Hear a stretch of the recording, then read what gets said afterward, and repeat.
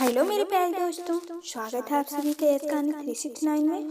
तो चलिए आज की कहानी करते हैं शुरू। रात का समय था और मुझे डर लग रहा था।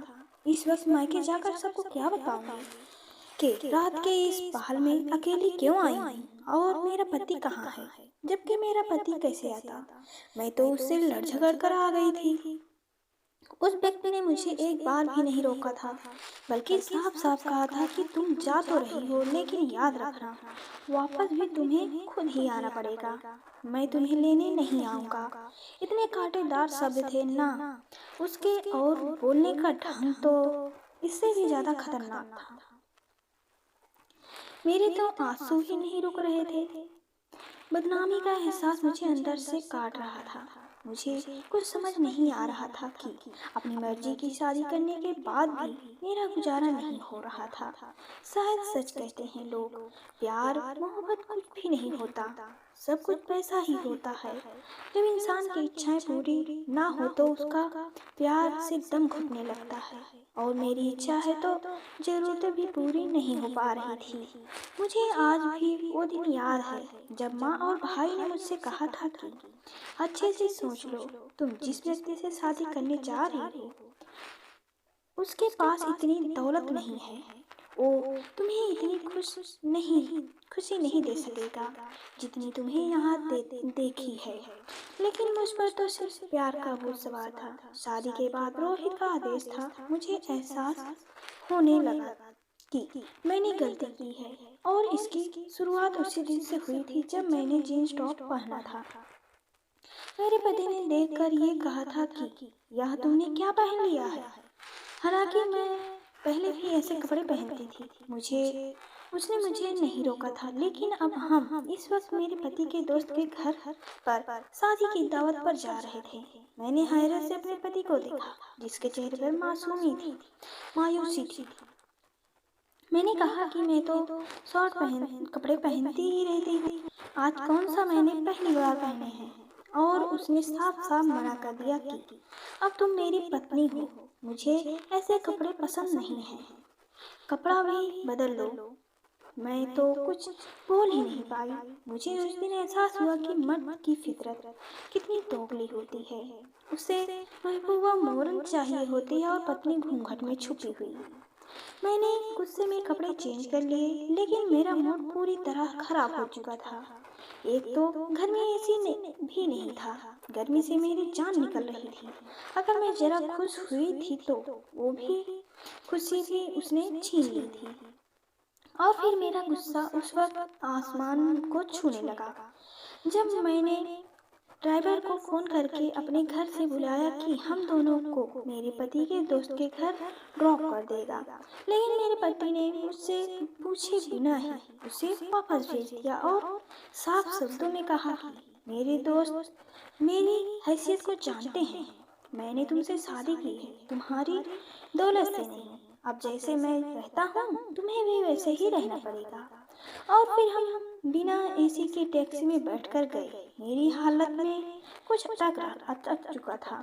आज तो उमड़ कर बाहर आ रहे थे। मैं मुश्किल से उन आंसुओं का गला घोटने में लगी हुई थी।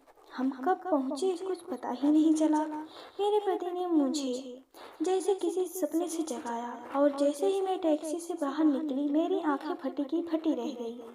हम एक आलीशान बंगले के सामने खड़े थे। मुझे पता ही नहीं था कि मेरे पति का दोस्त इतना अमीर भी था। मैंने हैरत से अपने पति की तरफ देखा, जो अब टैक्सी वाले को किराया दे रहा था। उसके बाद उसने दरवाजे पर बेल बजाई। मैंने फौरन अपने हुलिये की तरफ देखा। सादी सी साड़ी में मैं उस आलीशान घर में जाने के काबिल नहीं थी। अब मुझे गुस्सा आ रहा था कि मैंने वो कपड़े क्यों उतारे थे। और फिर गार्ड ने दरवाजा खोल दिया।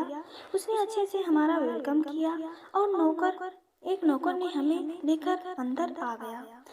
जितना बाहर से खूबसूरत था, अंदर से इतना ही दिलकश था। हर चीज में खूबसूरती झलक रही थी। मुझे फौरन अपना मायका याद आ गया। जब मैं अपने प्यार के लिए छोड़कर आई थी, मेरा दिल टूट गया था। और फिर मेरे पति का दोस्त बाहर आया, उसके साथ उसकी पत्नी भी थी। दोनों को देखकर मैं हैरान रह गई। वो दोनों एक दूसरे के संग इतने खूबसूरत लग रहे थे। उस लड़की ने बहुत ही मॉडर्न कपड़े पहन रखे थे। दोनों ने फूल देकर हमारा वेलकम किया।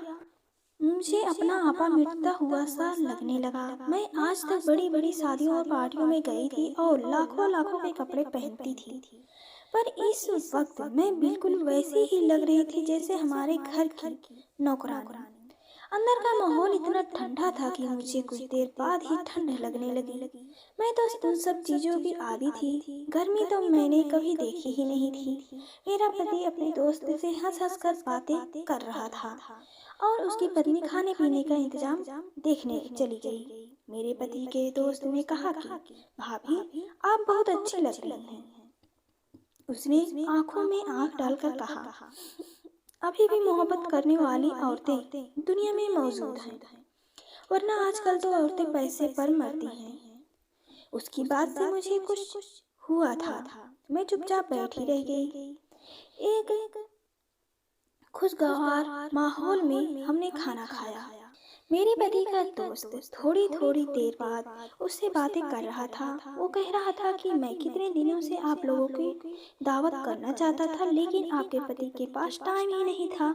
और फिर मैंने अपने पति की तरफ देखा जो खामोशी से खाना खा रहे थे। मुझे महसूस हुआ कि जैसे वह जानबूझकर मुझे यहाँ नहीं लाना चाहता था। मेरे पति के दोस्त की पत्नी बिल्कुल किसी रोबोट की तरह थी। वो देखने पर बस मुस्कुरा देती थी, कुछ बोल ही नहीं रही थी। तकरीबन 3 घंटे हम वहाँ रहे। मेरा वहाँ से उठने को दिल नहीं चाह रहा था, लेकिन वापस तो आना ही था। हम लोग वापस आ गए। मेरे पति के दोस्त और उनकी पत्नी ने मुझे गिफ्ट दिया था। वापस आकर मुझे उस छोटे से घर में अजीब सा एहसास हुआ था। मेरा थम घुटने लगा था। दिल कर रहा था कि वापस उधर ही चली जाऊं, लेकिन अब तो मुझे यहीं रहना था। मेरे पति खामोशी से कपड़े बदलने चले गए। गर्मी इतनी थी कि कुछ ही देर में मुझे पसीना आने लगा। यहाँ एसी तो क्या, कूलर भी नहीं था। मुझे अब अपने पति पर गुस्सा आ रहा था। उसने वो सब कुछ लेने से मना कर दिया था जो मेरे घर वालों ने दिया था। एक घर और एक गाड़ी लेकर मेरे पति को आत्म शांति हो गया था। मैं यहाँ चल रही थी। कुछ देर बाद मैंने भी चेंज कर लिया और जब मैंने गिफ्ट खोलकर देखा तो मेरी आंखें चुंधिया गई थी। उसमें ही खूबसूरत सा डायमंड का सेट था। मैं अभी उसकी खूबसूरती में गुम थी कि मेरे पति ने वो सेट मेरे हाथ से छीन लिया और कहा कि इतना महंगा गिफ्ट नहीं लेना, ये हम उन्हें वापस करेंगे। मैंने हैरत से अपने पति को देखा। उसके चेहरे पर गुस्सा था। मैंने बेड पे ही फेंक दिया और सोने के लिए लेट गई, लेकिन इतनी गर्मी इतनी थी कि सोया नहीं गया। जबकि मेरा पति थोड़ी देर बाद ही सो गया था। उसे आदत थी ऐसे रहने की, जबकि मुझे नहीं थी। और फिर हमारे झगड़े बढ़ते गए। मुझे महसूस हुआ था कि मेरा पति बड़ा अजीब और शंकी सा था। उसने मुझे जॉब करने से भी मना कर दिया था। चारा कि मुझे बहुत अच्छी जगह से ऑफर हुई थी।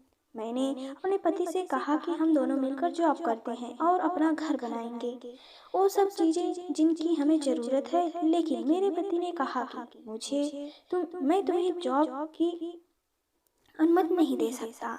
अब मुझे लगने लगा था कि उसने जैसे मुझे घर में कैद कर लिया। जब पागल हो रही थी, मुझे छोटी छोटी जरूरतों के लिए पैसे चाहिए होते थे जो मेरे पति के पास नहीं थे। कभी बिजली नहीं होती थी, कभी पानी बंद हो जाता था। 4 दिन में ही मेरी अकल ठिकाने आ गई। मोहब्बत का भूत मेरे सर से फौरन उतर गया था। मैं तो अपने भाई से भी कुछ डिस्कस नहीं कर सकती थी। उसने पहले ही मुझे इस शादी से मना किया था और फिर उसी दिन मुझे माँ का फोन आ गया। वो मुझे बता रही थी कि भाई और भाभी घूमने गए हुए थे। मेरा दिल दुख रहा था। मैं भाई ने भाभी को अपनी मुट्ठी में किया हुआ था। वैसे तो भाभी बहुत अच्छी थी, लेकिन मेरा भाई उसकी मर्जी के बिना कुछ नहीं कर सकता था। मुझे नए कपड़े की ज़रूरत थी। मेरे पास कपड़े के जोड़े कम थे। मुझे कुछ कपड़े खरीदने थे। मैंने बातों बातों में माँ से कहा था तो उन्होंने मेरे अकाउंट में पैसे भेज दिए और मैं खुश हो गई। फिर मैं फौरन शॉपिंग करने चली गई, लेकिन जब वापस आई तो मेरा पति घर आ चुका था। उसने गुस्से से पूछा कि तुम मुझे बताए बिना कहाँ गई थी। मैंने साफ साफ कहा दिया कि शॉपिंग करने गई थी और मुझे डर भी लग रहा था। मेरे पति ने पैसों के बारे में पूछा तो मैंने कहा उसकी माँ से लिए हैं। इस पर उसने अपने जबड़े बेच लिए। मैं जानती थी कि उसे गुस्सा आया था, लेकिन यह मेरे पैसे थे, उस पर मेरा हक था। वो घर से निकल गया। रात को आया तो उसके हाथ में कुछ कपड़े थे। उसने वो कपड़े मेरी तरफ फेंकते हुए कहा कि ये किसी भिखारी को दे दो। मेरा दिमाग बिल्कुल खराब हो गया। मुझे अपने पति का पागलपन का असर लग रहा था। मैं भी चुप ना रह सकी और मैंने कहा कि तुम पागल हो गए हो क्या? अगर तुम्हारा बस चले तो तुम तो मुझे यहाँ सांस भी न लेने दो। मेरा यहाँ दम घुटता है। मेरी माँ के पैसों पर मेरा हक है। वो भी गुस्से से बोला, तुम ही मुझसे शादी करना चाहती थी। मैंने तुमसे कुछ छुपाया नहीं था। और मैं रोने लगी। मैंने वो कपड़े उठाए जो मैं खरीद कर लाई थी। जब मैं कमरे से निकलने लगी, मेरे पति ने पीछे से कहा कि जा तो रही हो, मगर आना भी तुम्हें खुद ही होगा। और मैं पता नहीं कैसे अपने घर तक पहुंची थी। मैं आते ही अपनी माँ से लिपट कर रो पड़ी। उन्होंने पूछा कि क्या हुआ है, पर मैं कुछ नहीं कह सकी। मैं चुपचाप अपने कमरे में आ गई। मुझे अपने पति से नफरत महसूस हो रही थी। मेरी मोहब्बत जैसे मर गई थी। अपने कमरे में एसी के साथ मुझे अच्छी नींद आई थी। अगली सुबह भाभी ने मुझे आकर उठाया था। वो मुझसे शिकवा कर रही थी, हम भी रात को ही आए हैं। अरे भाभी, भाभी से फौरन पूछा कि भाई आपसे इतनी मोहब्बत कैसे करते हैं? वो आपकी हर बात कैसे मानते हैं? यह सुनकर भाभी के चेहरे पर साया सा लहराया।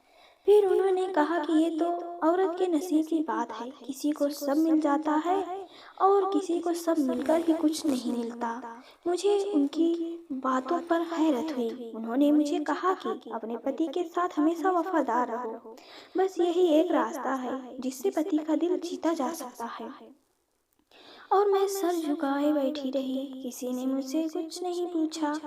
पूरा हताश हो चुकी थी। अपने मायके आए तब ना मेरे पति ने फ़ोन किया था, ना मैंने। मैं यहाँ बहुत सुकून में थी। ससुराल के बारे में याद आते ही मेरी आत्मा कांप जाती थी।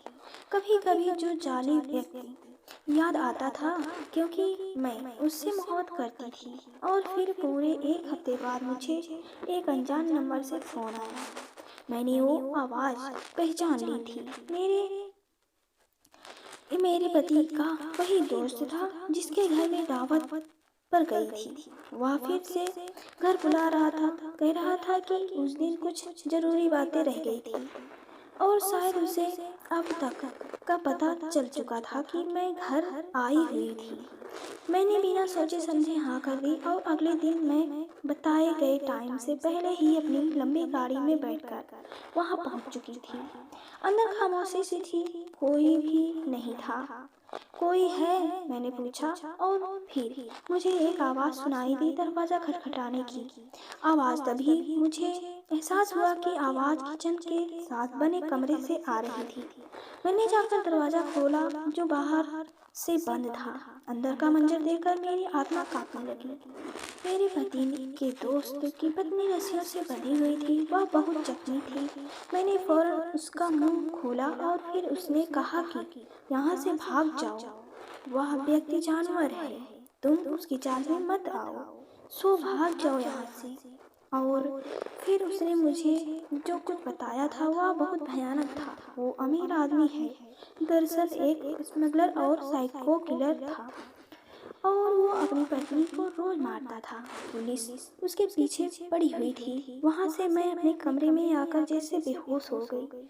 मैं बुरी तरह डर गई थी। मैं अपने भाई को बताना चाहती थी ताकि वो उस लड़की की मदद करे।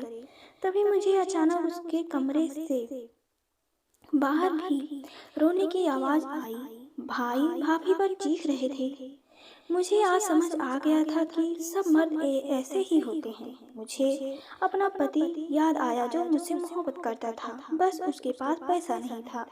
मेरा दिल किया कि मैं यहाँ से भाग जाऊँ। शाम होते ही मेरा पति मुझे लेने आ गया, लेकिन मुझे उसी के साथ जाना था। वो मेरा रक्षक था।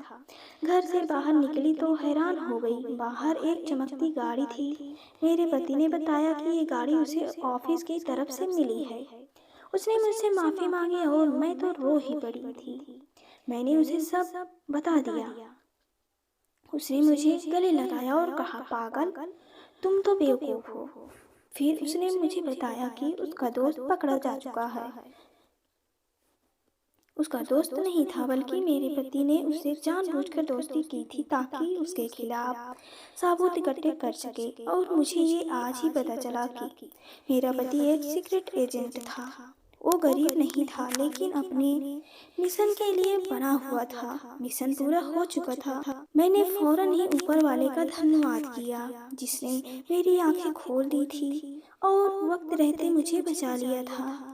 और मेरे प्यारे दोस्तों, कहानी यहीं तक। कहानी आप सभी को कैसी लगी हमें कमेंट करके ज़रूर बताएं। अगर पसंद आए तो वीडियो को लाइक करें, शेयर करें और चैनल को सब्सक्राइब करें। पूरी कहानी सुनने के लिए आप सभी का दिल से धन्यवाद।